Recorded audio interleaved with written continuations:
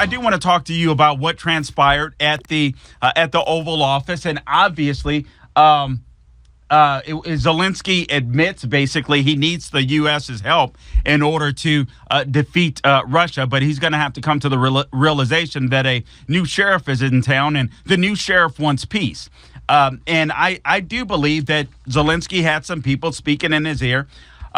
He doesn't understand the times I believe that we're living in, but at the same token, I give him some grace. I think there's more nuance to the story. A lot of conservatives, and rightfully so, go back to 2014 when under the Obama administration, Obama tried to wage a coup, if you will, in Ukraine, and Putin didn't like that, and that makes a lot of sense. That's true. You heard Zelensky in the Oval Office go back all the way to 2008. Frankly, I think both of those timelines, if you go back and read Putin, are a little off and need more context. Frankly, even though they're both both right. I mean, obviously, you have the 2008 assault on Georgia, or taking of Georgia, and then you had 2014 with Crimea. But honestly, if you go back to Putin, and I think this is true, I think this can be true, and frankly, I think it is true.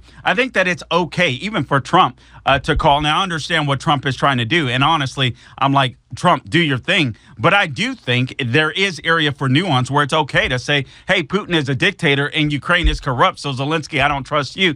Frankly, they're both corrupt, some of the most corrupt countries in the entire world, frankly. But just like Ronald Reagan did back in the day with Gorbachev, I think Trump has the he has the what do you call it? He has the gravitas to be able to say, hey, Putin's wrong here. Hey, I also see where Zelensky is wrong. Here's what we're going to do.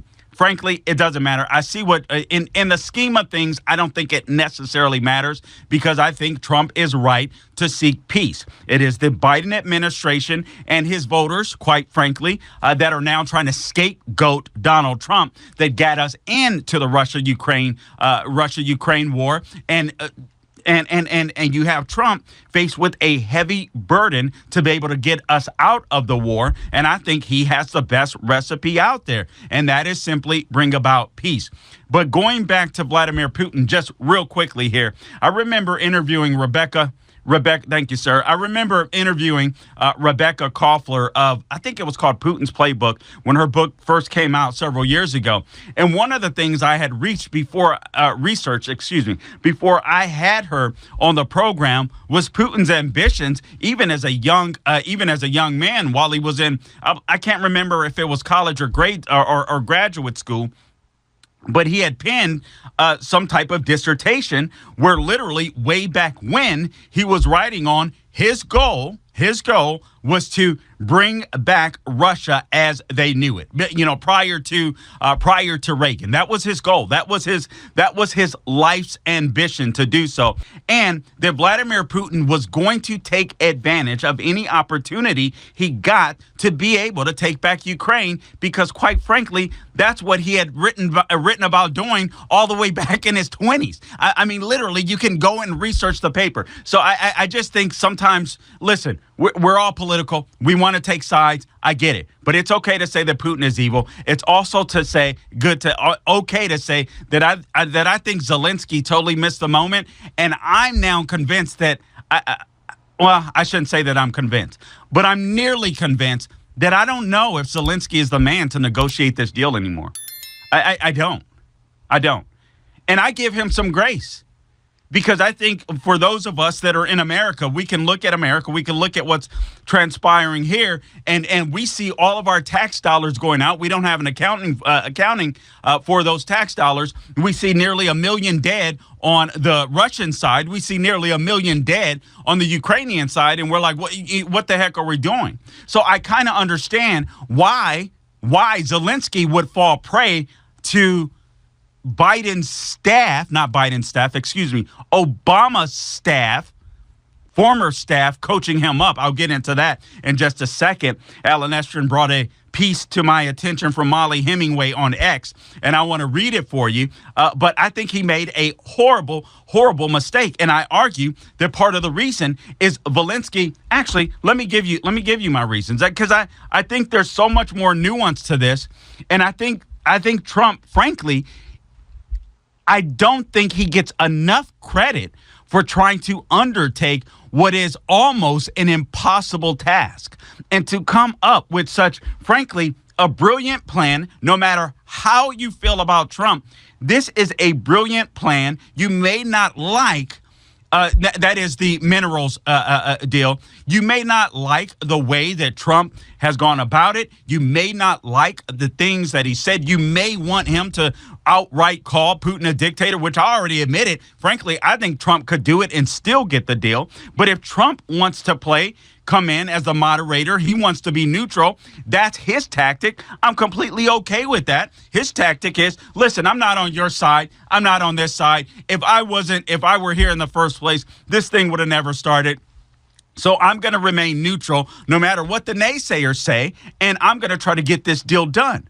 And what Zelensky is dealing with, that we have the comfort of being in the United States of America. And again, we can be upset about our tax dollars. And as well, I believe we should be, frankly, once we learned that this war wasn't going anywhere, that there was absolutely no plan whatsoever. Only part of the money was getting to Zelensky and to the Ukrainians. And yes, there was a lot of corruption there, but I believe that there was a lot of corruption as well on this side of the pond, quite frankly. So I'm not even convinced that all of the money made it to Zelensky. We know all of the weaponry didn't make it to Zelensky. Well, no matter how you feel about it at this point, we know that to be the case. But you're dealing with, I think, more nuance. And here's what I mean by that. I wrote down some notes here, and I just want you guys to think about it, because on this side of the pond, we're not being shelled. So I expect Zelensky, frankly, to act more emotional. And I would expect this guy has been getting his way with Biden for the entire time. Now, there was a piece in Real Clear Politics over the weekend where even Biden had gotten sick of Zelensky, berated Zelensky over the phone, got exasperated, got tired of him, and basically said the same thing. Dude, you're not showing your appreciation. But it doesn't count with Biden, because Biden gave him the money anyway, and Biden was going to give him the money because Biden's staff didn't know what to do except to try to use the Russia-Ukraine war in order to bolster his own campaign and then run on being this wartime president that could crush Vladimir Putin. But he didn't get the sign of the times either. And Americans were totally fed up with it once we learned that there was no solution, that there was no plan, and that we just kept sending money and sending money and sending money. But Zelensky being shelled, I understand why he would be willing to take advice from Obama's staff.